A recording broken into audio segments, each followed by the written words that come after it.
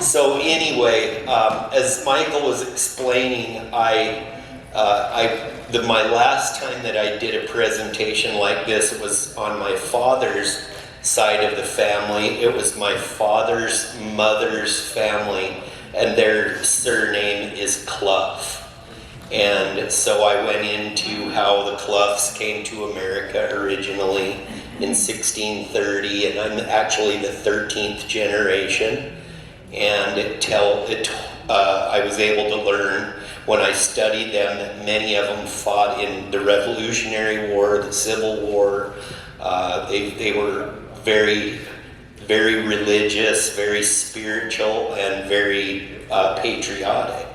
And so that was really amazing. And then so this time I'm going to talk about my mother's side of the family, so it'll keep a little bit of even balance here. And so I want to welcome, there's many visitors here who are part of my mother's family, and we're going to talk about the Skinner line. So the Skinners were a very important family in my family heritage and my history. And so maybe to do a couple of introductions. So the oldest and most seasoned Skinner that we have here with us is Shauna. And Shauna, can you wave your arm and tell everyone, hey, this is me? So Shauna's, let's see, let me get this right. Shauna's father and my grandfather. My great-grandfather. Oh, your grandfather. Well, Shauna's daddy and Grandpa Carl were brothers. yeah, no, so he's my great-grandpa. So her grandpa, her father, and my great-grandpa were brothers. Right. And so now Shauna's brother was married to Vicky, but unfortunately he's not with us. Vicky, can you wave your hands? And then we have Vicky's daughter here, Shelley, and her husband, Kelly, and their rascally son that they have back there that he charitably toted along just, for good measure. Maybe so Kelly wouldn't rub a noogie on him when he got home. I'd like to see that. Anyway, so I'm well represented, and I want to let everyone know that I am by no means an authority on this subject because I'm learning. And perhaps I could receive help if needed, and I welcome it. But the thing so I want everybody to see who hasn't messed around with Family Search. Has everyone went in and looked around at Family Search? So this is the most amazing tool for doing family history and genealogy. So here's me, and here's my wife, my beautiful wife. And then up here I have my parents, who here's my dad, and then over here is my mom. Mom, give us a good wave.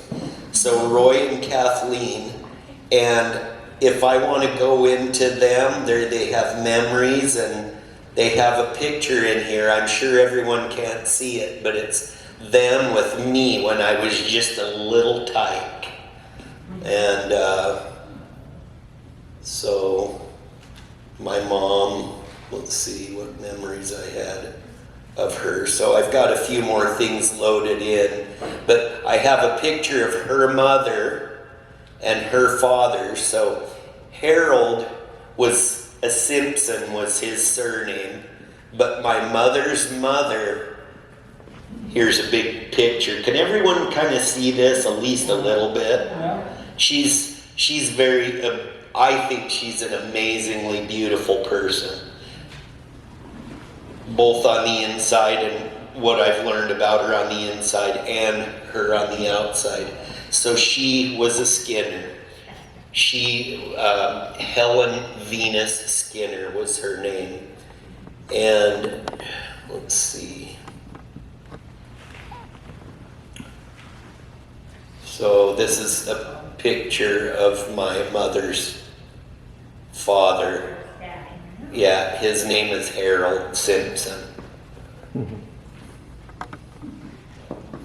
Unfortunately, they prematurely died before I was born. In fact, my mother was only 8 years old when they passed away. And so then my mother was raised by her grandmother. So now to bring things to this cute little precious girl right here, that's Helen when she was a little girl. So this is my grandmother, my mother's mother, when she was a little itty bitty. She was very cute. So now here's the family that this was her brother Wilson. So this other beautiful woman is Venus Wallenstein.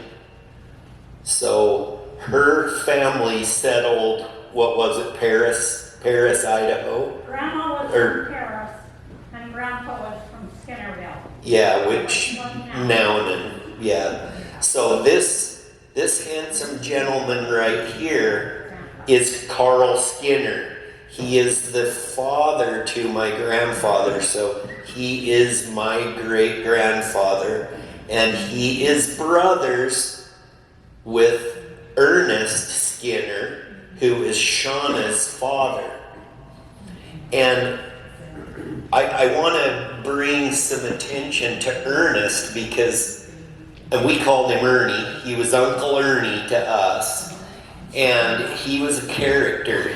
He made me feel kind of good because I was a little taller than him. And, but he was a pistol.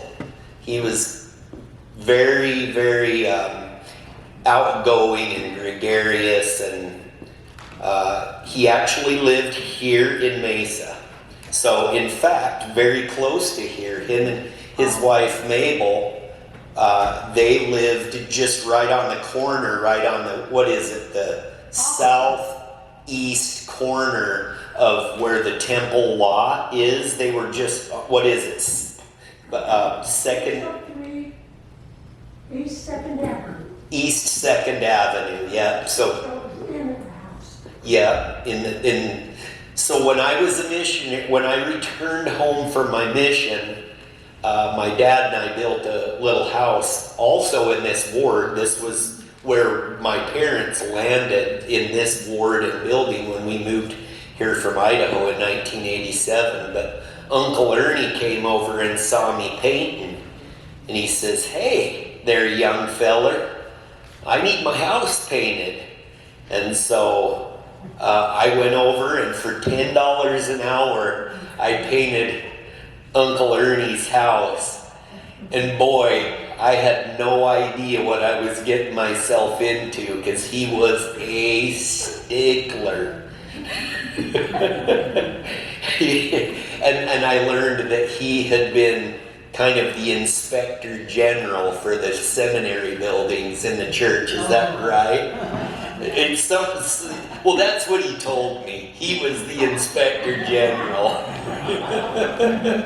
Tell me, Shauna, what did he do? Well, he was a seminary principal at Mesa High. Okay, that's pretty close to the inspector general, isn't it? But boy, he made me toe the line on every little conduit, and everything had to be perfectly painted. And it was, yes. Matthew, also, when you did that, that was one of our early years in Mesa, and you painted Uncle Ernie's house on a day that it was 122.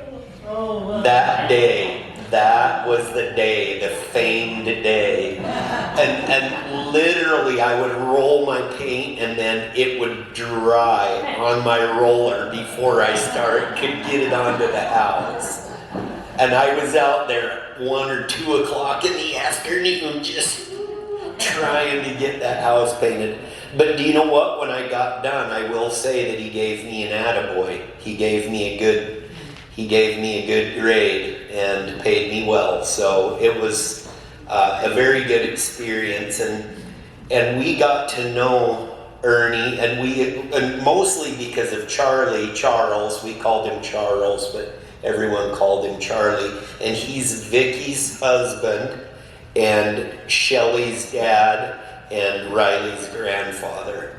But he was serving in the state presidency in the Pueblo state, and when we moved, when I got married and I moved into that stake, or we moved, it was when we were in 19th Ward, that's what it was. We went to 19th Ward, and he was in the state presidency, and we heard his name, and my mom ran up and said, "Hey, we're Skinners. Are we related?" And so then we found out that we were related together, and that just started a really cool thing. Sorry. We weren't really family, but we got looped into the family. And so every time there was they had a tradition, Ernie's family had a tradition of meeting every Thanksgiving morning at the church, and we would have breakfast, and the whole bucket load, a whole kit and caboodle, the most Skinners you've ever seen in one place at one time were all gathered, and we'd fill up a whole entire gym, and it was just an amazing thing. And then they would have family activities, and we were invited many times, and that was very touching. Because when we moved here to Mesa, we knew a lot of people on my dad's side of the family, but it was like a really great surprise bonus that we got to know the Skinner family. And that really helped when we got here, and that really helped us to feel more comfortable and at ease. And so when I was able to meet my great-grandfather's brother, Ernie, Uncle Ernie we called him, it kind of helped me to really get a better feel for what my heritage was. And then, so Shelley's brother, Matt, is the same age as me. Shelley, I think you're just a tad older than me, but maybe a year or two. But Matt and I served our missions at the same time, so we really became pretty close friends, and we left on our missions at the same time. We got home at the same time, and just throughout the years, he's in construction, I'm in construction. We did a lot of work together, and that's helped me once more to even get, now Riley works for me. So, yeah, no, it's Matt's fault, Riley, sorry. We got Riley wrangled into Wharton construction, so we're trying to keep it in the family, you know. So anyway, I want to go to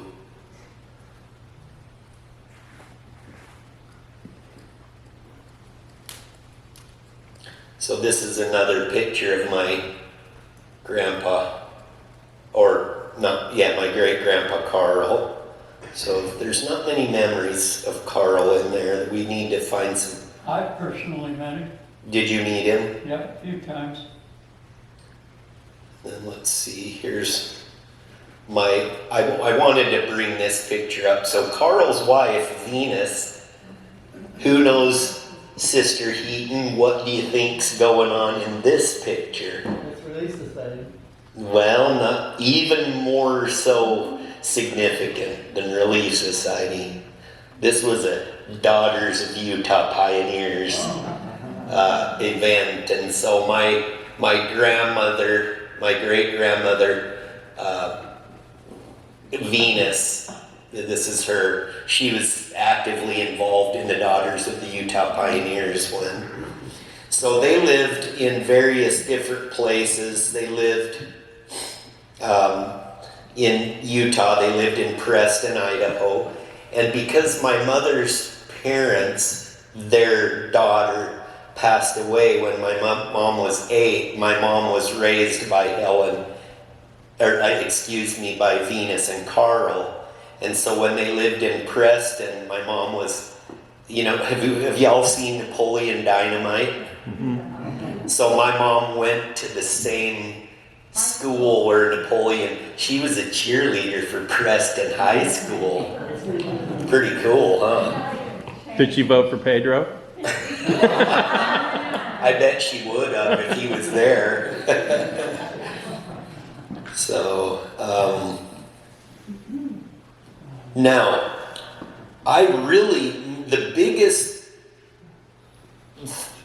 the most important thing that I really want to focus on, I don't know how much time I have, but we're going to go, there's one more generation up. So Carl's parents were Nephi Aaron Skinner, and his mother was Etta Mae Morgan.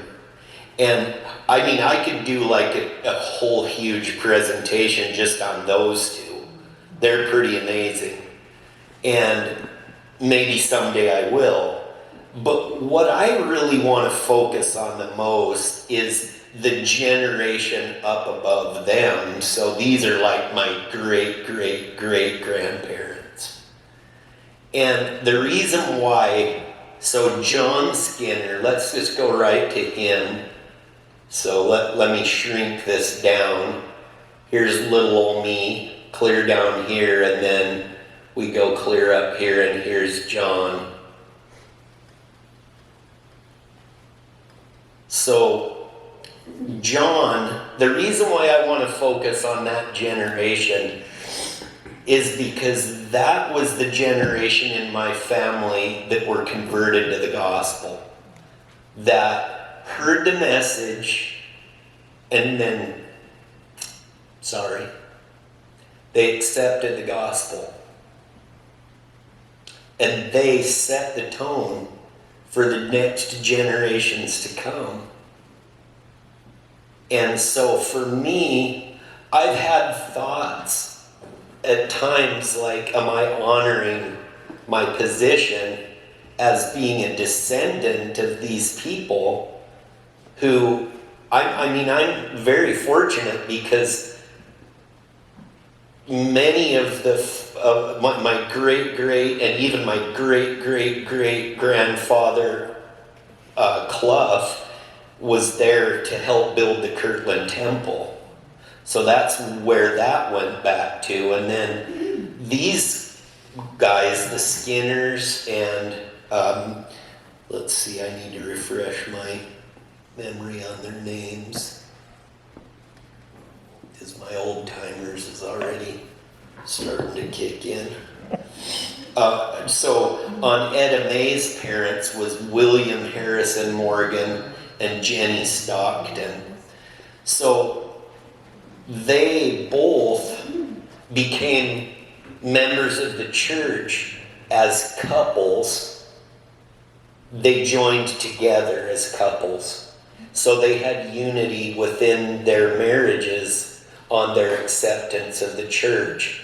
And that impresses me. It wasn't where one person joins and the other doesn't. I mean, that's a better way to do it than not doing it at all. But when you think about the readiness that they had when they heard the message, they accepted it. And one of the most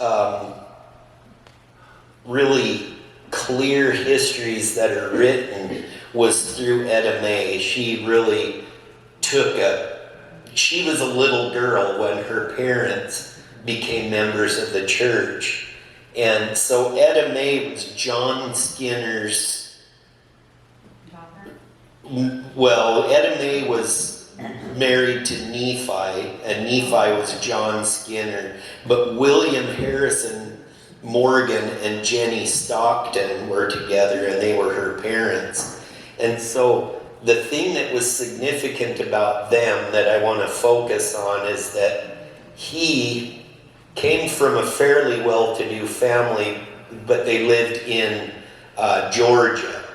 And his father had a 1,600-acre ranch that they had slaves and did a lot of farming and things like that. And so Etta Mae told about how there was some significant things that happened that she explained was that her father had got enlisted to go fight in the Civil War. And while he was fighting, he at one time had his horse shot out from under him. And then one time he got shot in the foot. And then one time he got shot in the hip. And then another time he got shot in the chest and the bullet went right through his lung. And the really weird detail about it is that the thing that they did was drink turpentine. So, I mean, I can't even imagine, but for whatever reason, when he got injured like that, that was the thing, that they drank turpentine. And despite drinking turpentine, he actually survived. He'd been shot like 5 times. But the problem for him was that he had become fairly disabled and had a really difficult time earning a living for his family. But his wife, Jenny Stockton, I'm going to show a picture of her because she's quite interesting.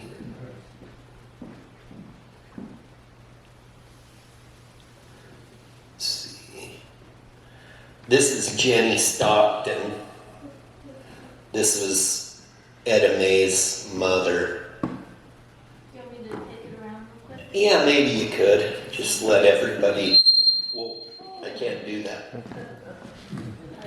So the thing about her is that there was a young woman that came and knocked on the door and asked them if they needed help around their place and their farm. And they invited her to come in and to live with them for a brief time.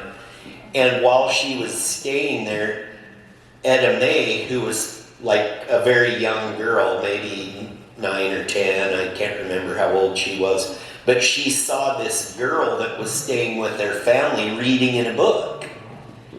And so she went and told her mother, hey, I think her name was Callie. Callie is reading this book. And it looks like the Bible. And so her mother, Jenny Stockton, became very intrigued and interested and would go into Callie's room and snoop through her things until she I see it. Oh. she snooped through Callie's things until she found the book. Well, the book happened to be a copy of the Book of Mormon. But then Jenny would actually, I'm going to have you do one more thing. I'm going to have you, let's see if there's some pictures of William. This was William Harrison, so you can take that around. And William Harrison Morgan. Anyway, Jenny would go in and she would take that book and she would read it and read it and read it. Well, while she did, she gained a testimony of the Book of Mormon. And so she eventually approached the girl that was staying with them and said, hey, I want to talk to you about this book. And the girl got really nervous and upset and started to cry. And she said, well, why are you crying? And I guess what had happened is that the girl's family had completely ostracized her because she had started reading this book and had gained a testimony in her heart of its truthfulness. But when her family found out and they booted her out of her family, it gave her PTSD and it was really upsetting. And then she was so upset she couldn't even get over it, even though Jenny and the family accepted the book and loved it and were inquiring about it. She just couldn't couldn't stay there and eventually left, but she left when she left secretly, and once she had left, she left that Book of Mormon with with their family, and so they, as a family, and there's a lot of details that these cool little books here that I'm not sure who gave these to my mom. Who? Shauna. Oh, Shauna. These books are so, I love these. It looks like it was Ernie, and yeah, you can take them and show them to everyone.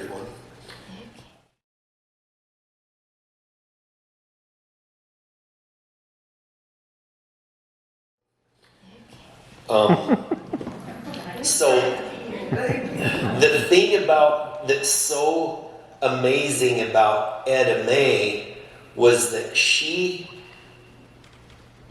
was converted as a young child to the truthfulness of the gospel, along with her mother, and they shared it with their father too, and she accepted it.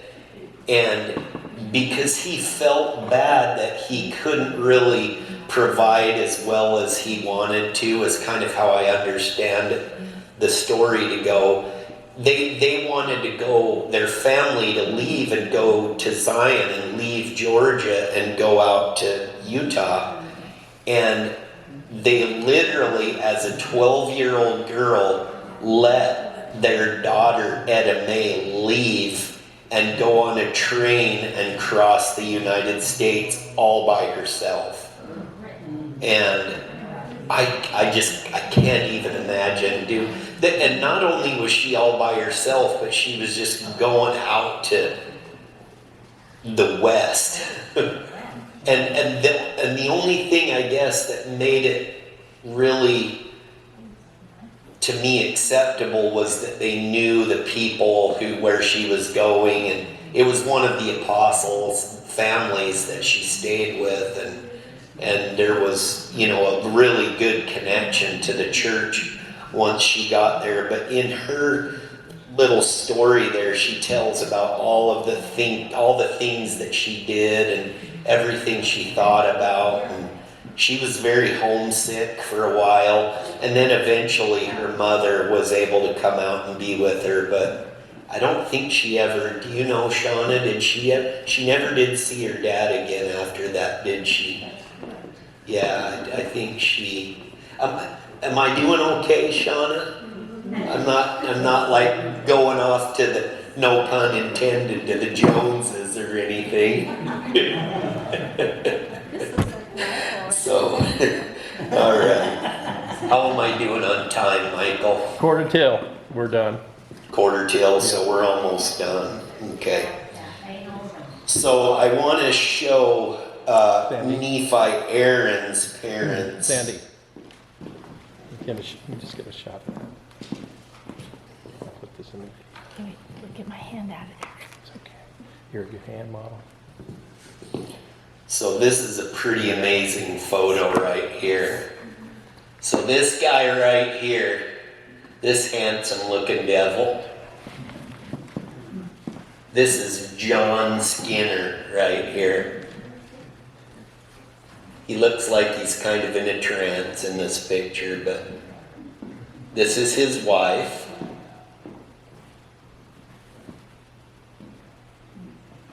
So, That's Jane Smith. Jane Smith, yes, thank you. And then this, I'm thinking that this character right here is Nephi Aaron. So this here, almost like doppelgangers. It's really amazing. There's another one in here too that's... They do, they look just like clones. Let's see if I can find... Yeah, look at this one. Look at that. So this is Nephi Aaron Skinner. Come here, Riley. Come on up here. Should we make Riley shave his beard off so we can... Look at that, he's even darn near got the same hairdo and everything. Pretty amazing, isn't it? How many generations apart is okay, you're released, right? Yeah.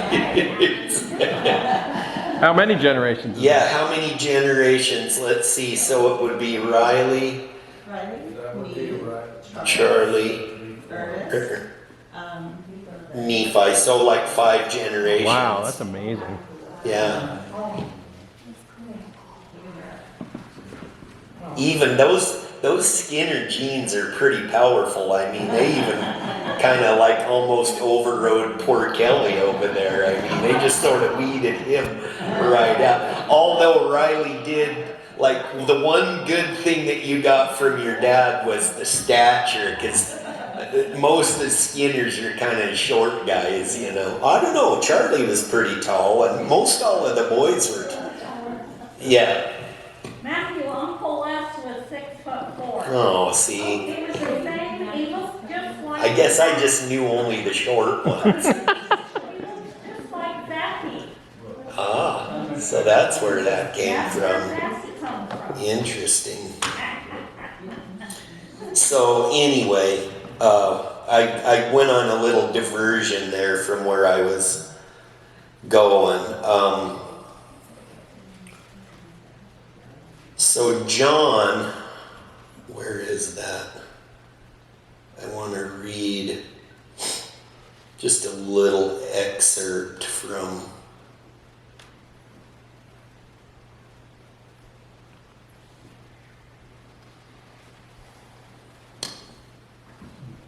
okay, this is kind of just, I find it to be kind of interesting and a little bit funny too.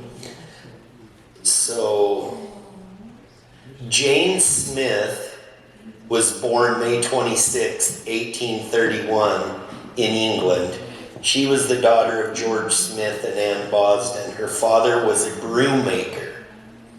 4 months before Jane was born, he died at the factory.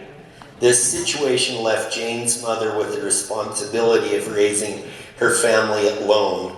At the age of 9 years, Jane was placed in a home where she earned her keep by helping a lady do weaving. This lady was so large, she could not get to the back of the loom to tie the knots, so tiny Jane did this. As soon as Jane was old enough to do heavier work, she was bound out to work for a farmer. Here she learned meat cutting, dairy work, cooking, etc. She worked very hard here and she became very discouraged and ran away, but was later caught and put into prison where they kept her in solitary confinement. So she was, let's just call it what it is, she was human trafficked, and she was contracted as a little girl to work by obligation for these people, and they were very mean to her. They mistreated her, and she finally ran away. So as soon as she was released from prison, she was married to a young man. His name was John Skinner. John was from a well-to-do family, and he made a home for Jane. And then obviously they got married and had kids and yada, yada, yada. And this family was visited by the missionaries, one being Orson Pratt, and was converted to the church. Wow. Do you have pictures of Jane? Yes, I do.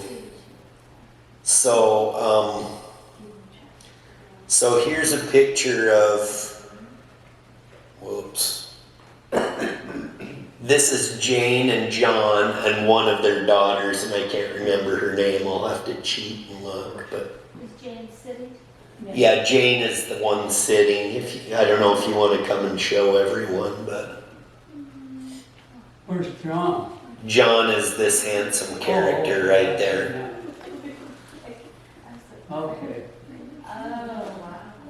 So that's John, and this is Jane.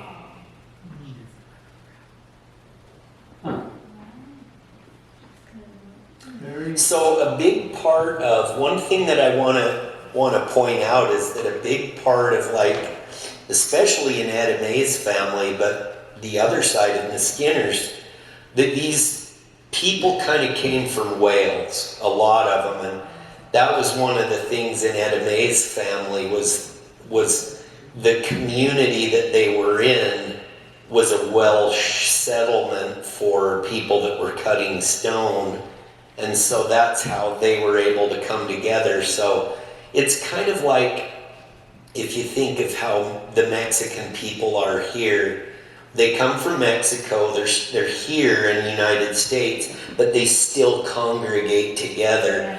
And you'll kind of see them marrying to people that they maybe even knew back at home in Mexico. Well, that's kind of what was going on here. So, there's a Welsh population, so I'll go and I'll hang out with them because they would feel comfortable. And so that was how some of these relationships were forged. But it just goes to show you that the Lord had prepared so many people at that stage of time to hear and receive the gospel that was propagated so, like, amazingly efficiently for the time. One of the other things about Nephi with Nephi Aaron Skinner that I want to talk about is that he's notorious because he was the firstborn son to John and Jane here in basically in Nownan. So does anyone not know where Nownan is? Everybody should know where Nownan is, right, Shona? In Idaho. Yeah, it's in Idaho. It's up in the Bear Lake area. And so that's where they settled. John was one of the very first settlers that went there. And their last son, Nephi, was born there. And so he was born into the church. And he was raised as a member of the church with that really fresh pioneer spirit of getting the settlement going. But when he had met Etta May, it's a really interesting story how him and Etta May met. But after they were married and even had children, he left. He got called on a mission and left and went to serve in England as a missionary. So while he was gone on his mission, his wife literally ran their whole farm.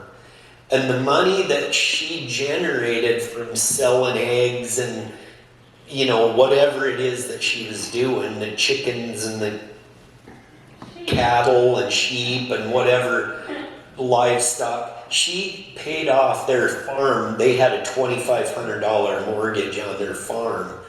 And to me, that seems almost unreal that she would be able to do that, but she paid off their whole farm while he was on his mission and supported him while he was on his mission. She would send like between $30 to $50 a month to him to be able to support himself while he was on his mission.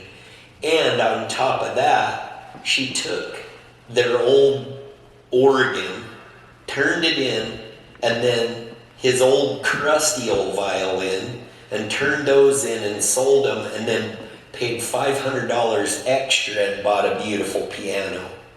And so she was very musical, and they both were. Like, I think Nephi Aaron was musical too, because he played and so I get that from my heritage, and I really love music. It's something that's always been important to me, and it comes to me somewhere, and I think that could be where it comes from. But on top of all of that she did, she gave him the money to buy a brand new European-made, really top-of-the-line violin. So she did all of that during the 2 years while he was on his mission. She was very blessed, and she was a go-getter. I mean, you can tell by the way she she didn't lack for self-confidence, I could tell. She was quite a lady that you needed to be that way. You needed to have that tenacious spirit that they had in order to be able to survive that. So anyway, I've gone way over my time. I really have enjoyed studying my heritage in the Skinner line. And sorry, it just helps me to know who I am. It helps me to know and validate my faith in the gospel. I know the church is true. And the Lord has told me personally that the church is true. And I bear that.